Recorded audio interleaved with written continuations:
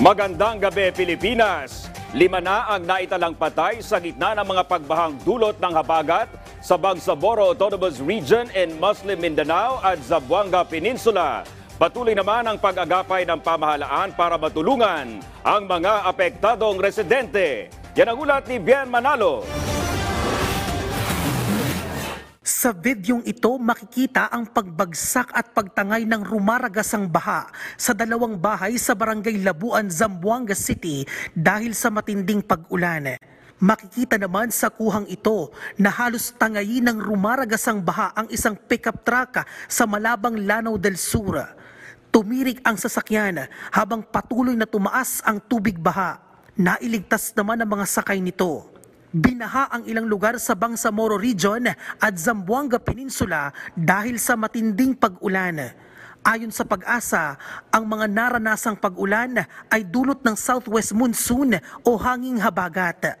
Sa huling tala ng City Disaster Risk Reduction and Management Council o CDRMO ng Zamboanga City, nasa 9 na individual na ang idineklarang nawawala, habang mahigit 1,000 pamilya na ang inilikas sa 9 na evacuation centers dahil sa sama ng panahon. Nasa 5 individual naman ang naitalang namatay sa Bangsamoro Region at isa dyan ay mula sa Lanao del Sur. 7 individual naman ang nawawala.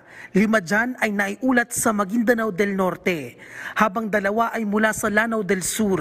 Sa Lanao del Sur, halos 20 individual ang nasugatan at halos 700 bahay ang nasira at nasa 5,000 pamilya ang lubhang naapektuhan. Sa Maguindanao del Norte, mahigit 100 bahay ang napinsala dahil sa baha, habang sa Maguindanao del Sur naman, mahigit 70,000 pamilya ang apektado.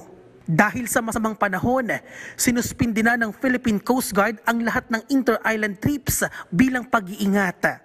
Kinansila na rin ng Civil Aviation Authority of the Philippines ang lahat ng flight sa Zamboanga International Airport dahil sa pagbaha sa runway ng paliparan. Nasagip naman ng Philippine Coast Guard ang 19 na tripulanting sakay ng isang shipping line vessel na sumadsad sa karagatang malapit sa Barangay Rio Hondo dahil sa malakas na alon at hangin. Patuloy ang ginagawang rescue operation, assessment, monitoring at validation ng mga lokal na pamahalaan para masiguro ang kapakanan ng mga apektadong residente. Bien Manalo para sa Pambansang TV sa Bagong Pilipinas.